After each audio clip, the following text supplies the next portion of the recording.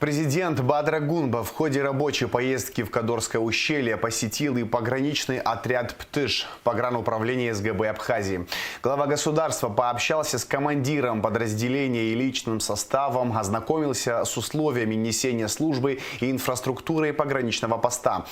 Гунба поручил начальнику управления капитального строительства Демиру Гамисоне в ближайшее время приступить к ремонту и благоустройству помещений.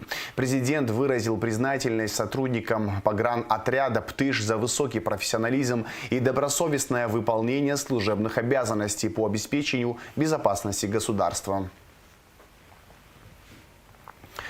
Бадра Гунба посетил село Ажара в Кодорском ущелье Абхазии. Президент осмотрел здание, где ранее располагалась сельская больница и где планируется открыть фельдшерско-акушерский пункт. Сейчас такой пункт работает в доме руководителя ФАП Галины Гунба.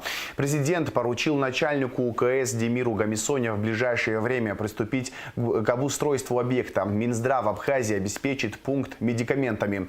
Глава государства также встретился с начальником местной милиции Даура Мадлиева и представителем СГБ Наурызом Чачхали, который несет службу в ущелье. Офицеры доложили главе государства об оперативной обстановке на данной территории и о том, как они несут службу.